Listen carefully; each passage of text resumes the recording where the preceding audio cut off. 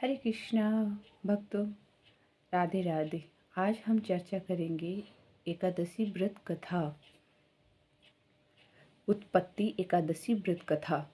उत्पत्ति एकादशी व्रत मार्गशीर्ष कृष्ण पक्ष में किया जाता है।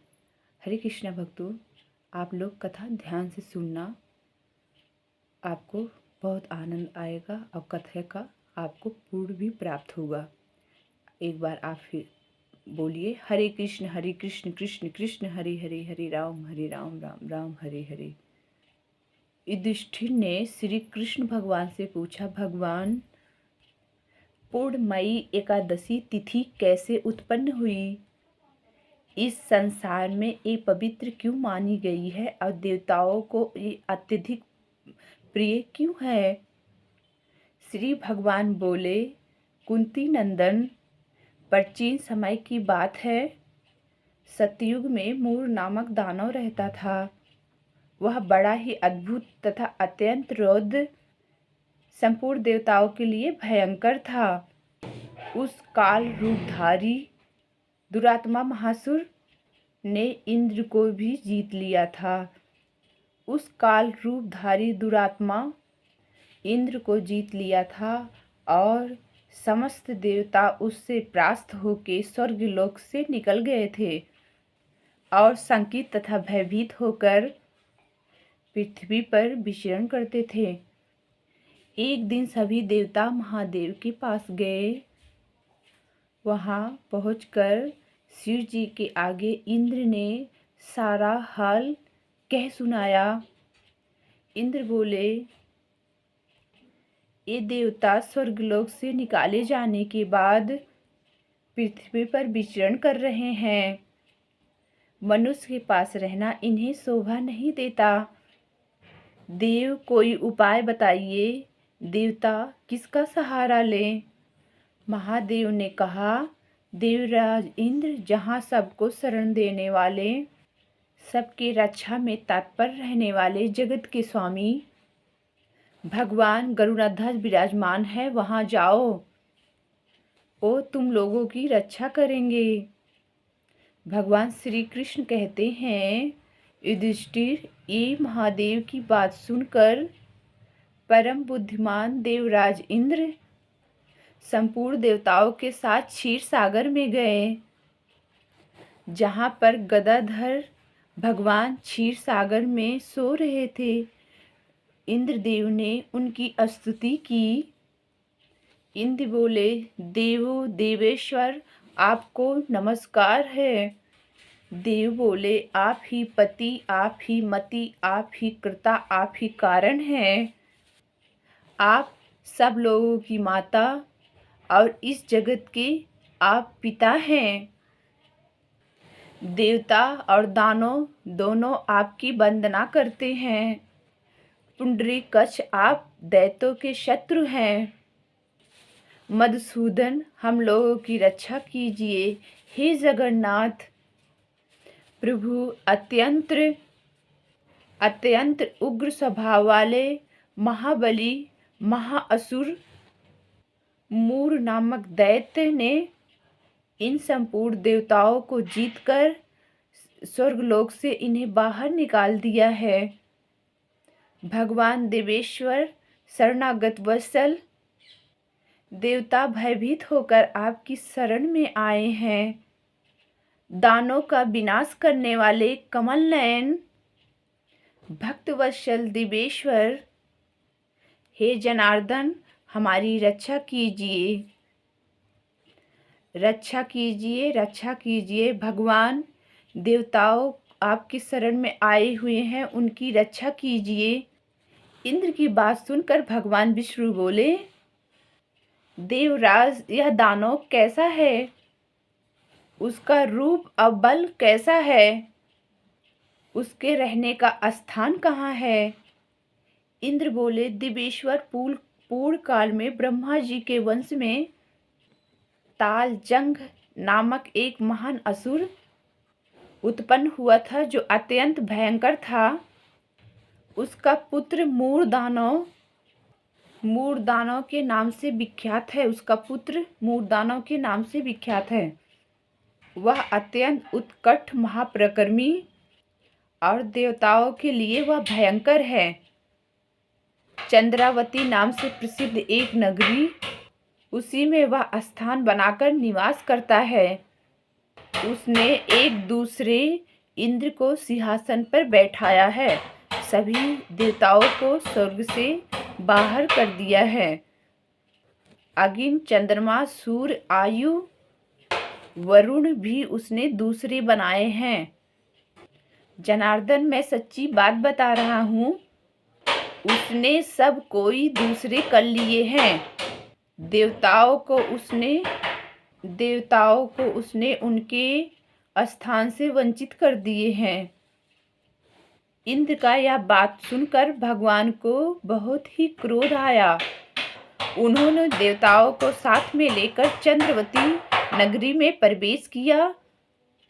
भगवान गदाधर ने देखा कि दैत्यराज गर्जना कर रहा है और समस्त देवता इधर उधर दसों दिशाओं में भाग रहे हैं। अब वह दानव भगवान विष्णु को देखकर बोला, खड़ा रह, खड़ा रह। उनकी यह ललकार सुनकर भगवान की नेत्र क्रोध से लाल हो गए।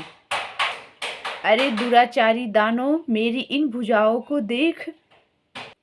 यह कहकर भगवान उस दानव को मारना आरंभ कर दिया। दानव भय से बेहाल हो गए। पांडुनंदन श्री विष्णु ने दैत्य सेना पर चक्र का प्रहार किया। उससे छिन्न भिन्न होकर सैकड़ों योद्धा मृत्यु के मुख में चले गए। इसके बाद मधुसूदन स्वयं बद्र का आश्रम चले गए। वहाँ सिंहावती नाम की एक गुफा थी जो 12 योजन लंबी थी। उस गुफा में एक ही दरवाजा था। भगवान उसी गुफा में सो गए। वह दानव भगवान को मार डालने के चक्कर में उस गुफा में प्रवेश किया। वहाँ भगवान को सोते देखकर बड़ा हर्ष हुआ। उसने सोचा, यह दानव को भय देने वाला देवता है, अतः निस्संदेह मैं इसे मार डालूंगा। दानव को इस प्रकार विचार करते हुए भगवान के शरीर से एक कन्या की उत्पत्ति हुई, जो बड़ी सुंदर, सुसज्जित, सहनशील, सौभाग्यशालिनी थी। वह भगवान के तेज अंशों से उत्पन्न हुई थी। उनका बल और पराक्रम बहुत ही महान था। दानव राज मूर उस कन्या को देखा। कन्या ने युद्ध का विचार करके दानव के साथ युद्ध का योजना की। युद्ध छिड़ गया। कन्या युद्ध कला में निपुण थी। असुर उनके हुंकार मात्र से राख का ढेर हो गया। दानव को मारे जाने पे भगवान जग उठे। उन्होंने दानव को धरती पे मरा हुआ इस प्रकार देखकर, मेरा यह शत्रु अत्यंत उग्र और भयंकर था, किसने इसका वध किया? कन्या ने बोली, आपके ही प्रसाद से मैंने इस दैत्य का वध किया है। श्री भगवान ने कहा, कल्याणी, तुम्हारे इस कर्म से तीनों लोगों, मुनि और देवता सभी लोग आनंदित हुए हैं। तुम्हारी अगर कोई इच्छा हो, आप जिस भी प्रकार मुझसे वर मांग सकती हो, मेरे से वर मांग लो। जो भी वर मांगोगी मैं तुम्हें सब दूंगा। मैं इससे तनिक संदेह नहीं करूंगा। वह कन्या साक्षात एकादशी थी। कन्या बोली, प्रभु, अगर आप मुझसे प्रसन्न हैं तो मैं आपकी कृपा से सब तीर्थों में प्रधान, समस्त विघ्नों की नाश करने वाली तथा सब प्रकार की सिद्धि देने वाली देवी होऊं। हे जनार्दन, जो लोग आपकी भक्ति करते हैं, आपसे प्रीति रखते हैं, मेरे दिन का उपवास करेंगे, एकादशी दिन का, उन्हें सब प्रकार की सिद्धि प्राप्त हो। जो लोग उपवास के वक्त भोजन अथवा एक भूत करके मेरा व्रत का पालन करें, उन्हें आप धन, धर्म, मोक्ष और अपनी भक्ति प्रदान कीजिए। श्री कृष्ण बोले, हे कल्याणी, जो कुछ आप कहती हो सब कुछ प्राप्त होगा। भगवान श्री कृष्ण बोले, युधिष्ठिर, ऐसा वर पाकर महाव्रता एकादशी बहुत ही प्रसन्न हुई। दोनों पक्षों की एकादशी समान रूप से कल्याण करने वाली है। इसमें शुक्ल और कृष्ण का कोई भेद नहीं करना चाहिए। याद उदय काल में थोड़ी सी एकादशी और मध्य में पूरा द्वादशी और अंत में किंचित त्रयोदशी हो तो वह त्रिपुषा एकादशी कहलाती है। वह भगवान को बहुत प्रिय है। याद एक त्रिपुषा एकादशी का उपवास कर लिया जाए तो 1000 एकादशी व्रतों का फल प्राप्त होता है त्रिपुषा एकादशी व्रत करने पर। इसी तरह द्वादशी में पारण करने पे 1000 गुना फल माना गया है।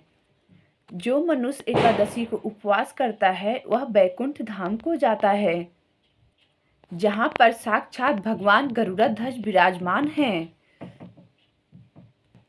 जो मानव हर समय एकादशी का पाठ करता है या किसी से सुनता है पाठ को, उसे 1000 गौ दान का पुण्य प्राप्त होता है।